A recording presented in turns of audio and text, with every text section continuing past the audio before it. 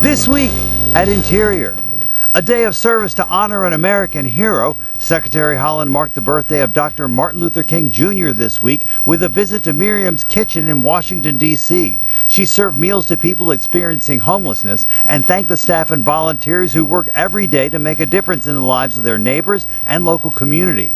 Later, Secretary Haaland visited the Martin Luther King Jr. Memorial on the National Mall, which honors Dr. King's legacy and the struggle for freedom, equality, and justice.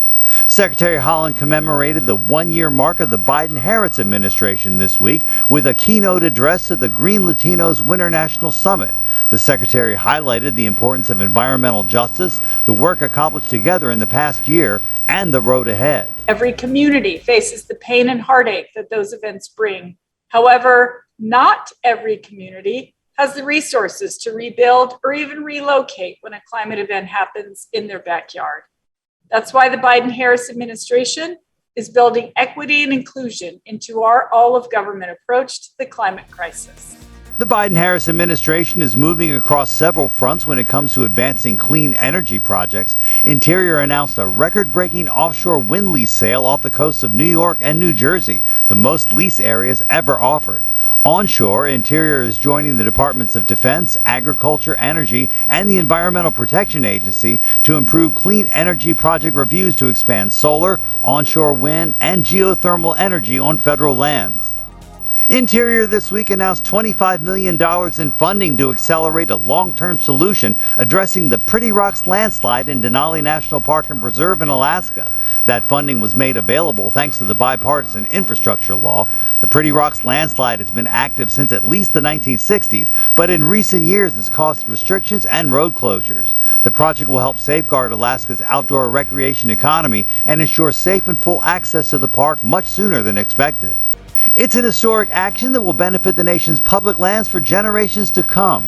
The Foundation for America's Public Lands was launched this week at a virtual event featuring remarks by Secretary Haaland and department leaders. The nonprofit foundation was authorized by Congress and will help leverage public and private dollars to conserve, protect, and restore lands managed by the Bureau of Land Management for the benefit of the American people. Interior this week announced an interagency initiative to implement a new federal program for addressing orphaned wells created by the bipartisan infrastructure law. Interior joins the Departments of Agriculture and Energy, the Environmental Protection Agency, and the Interstate Oil and Gas Compact Commission in launching the $4.7 billion program to fund well site plugging, remediation, and restoration activities, which will create good-paying jobs, address environmental injustice, and reduce methane emissions. Interior is joining the Department of Agriculture and the White House Council on Environmental Quality to help develop the American Conservation and Stewardship Atlas. That's a new tool designed to measure the progress of conservation, stewardship, and restoration efforts across the United States in a manner that reflects the goals and principles of the America the Beautiful initiative. Members of the public are invited to submit written comments by March 7th. The Bureau of Indian Education released its official logo this week, the first since the Bureau's inception in 2006.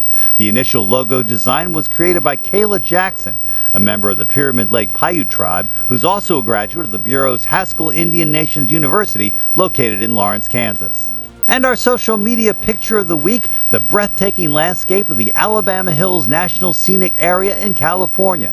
Managed by the Bureau of Land Management, the Alabama Hills are a formation of rounded rocks and eroded hills set between the jagged peaks of the Sierra Nevada and the Inyo Mountains. Visitors can enjoy rock climbing, exploring national arches, and viewing the swaths of wildflowers that bloom every spring. Make sure you follow us on Facebook, Instagram, Twitter, and YouTube. That's This Week at Interior.